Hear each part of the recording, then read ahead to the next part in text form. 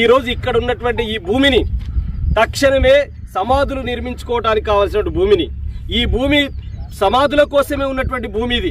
మీ పట్టా భూమి అయితే, మీరు చెప్తున్నట్టు మీ పట్టా భూమి అయితే మీ తాత ఈ ఊరికి ఇచ్చాడు, మీ తండ్రి ఈ ఊరికి ఇచ్చాడు. కాబట్టి మీకు ఎక్కడిది హక్కు?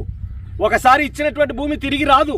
ఇప్పుడు భూమికి ధరలు వచ్చినాయి కాబట్టి మళ్ళీ తిరిగి గుంజుకోవాలని ప్రయత్నం చేస్తున్నారు. ఇది చెల్లనేరదు.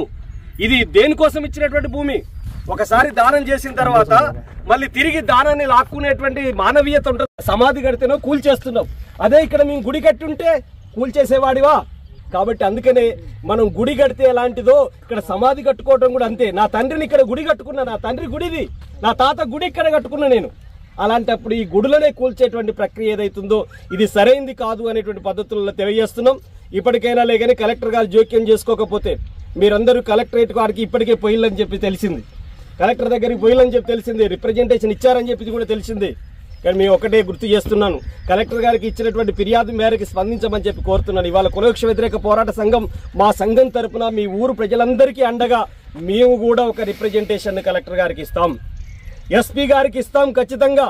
ఇదే అంశం పైన ఈ జిల్లాలో ఉన్నటువంటి బీసీ సంఘాలని, ఈ జిల్లాలో ఉన్నటువంటి ఎస్సీ సంఘాలందరినీ భువనగిరికి పిలిపించి తొక్కాపురంలో ఉన్నటువంటి గ్రామ ప్రజలకు అండగా నిలబడండి, వాళ్ళ సమాధుల్ని రక్షించండి, ఎవరైతే నిందితులు ఉన్నారో వాళ్ళని అరెస్ట్ చేసేంత వరకు గ్రామ ప్రజలకు బాసటగా రండి అనేటువంటి పద్ధతులలో మనం ఒక ప్రయత్నాన్ని కేవీపీఎస్ తరఫున మేము భువనగిరిలో ఒక మీటింగ్ ఏర్పాటు చేస్తాం. మీరందరూ దానికి హాజరు కావాలని చెప్పేసి కోరుతా ఉన్నాను.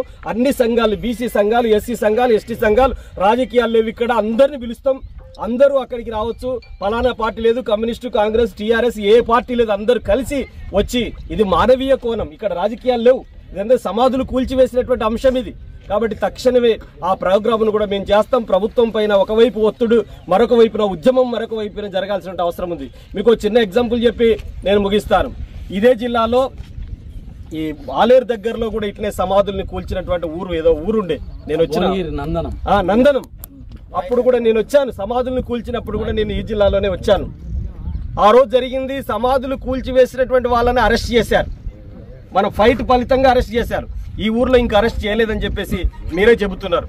కాబట్టి మన ఊరు ప్రజలందరూ ఐక్యంగా ఉండాలి. మీరు ఏ జెండాలు అయితే పట్టుకుంటారో ఆ జెండాలు పక్కన పెట్టి ఇది ఎజెండాగా మార్చుకోవాలి. మీరు అందరూ అట్లా మార్చుకొని ఒక పోరాటంలోకి కనుక దిగితే మనం గెలుస్తాం, నిలుస్తాం. ఇక్కడ తిరిగి సమాధుల్ని నిర్మించుకోవచ్చు. అది ఎట్ట సాధ్యమైందంటే మీరు రాజకీయాలకు అతీతంగా ఈ పోరాటంలో అగ్రభాగాన నిలబడగలిగేటువంటి చైతన్యం మీలో ఉండాలి.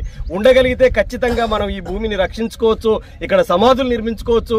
వాళ్ళకి అత్యాశ ఉండొచ్చు, ఆశ ఉండొచ్చు, కానీ మనకు మాత్రం ఇక్కడ ఉండేటువంటిది అత్యాశ, ఆశ కాదు. ఇక్కడ మన స్మారక గుర్తులు మనకు కావాలనేటువంటి పద్ధతులలో ఉంటున్నాం. ఈ భూమి మనం దున్నుకోవడానికి ఆక్రమించుకుంటేనో మన తప్పు అవుతుంది. ఈ భూమిని ఆక్రమించుకొని పంట వేసుకుందామంటే మనకు తప్పైంది. కానీ మన తాత తండ్రుల కాలం నుంచినటువంటి భూమిని, తాత తండ్రుల కాలం నుంచినటువంటి సమాధుల్ని కావాలని చెప్పేసి అడిగితే తప్పు కాదు, నేరం కాదు, ఇది చట్టబద్ధమే అనేటువంటిది మీరు గుర్తుపెట్టుకోవాలని ఈ పోరాటానికి కులవృక్ష వ్యతిరేక పోరాట సంఘం కేవీపీఎస్ తెలంగాణ రాష్ట్ర కమిటీ ఈ తొక్కాపురం గ్రామ ప్రజలకు అండగా బాసటగా నిలబడుతుంది.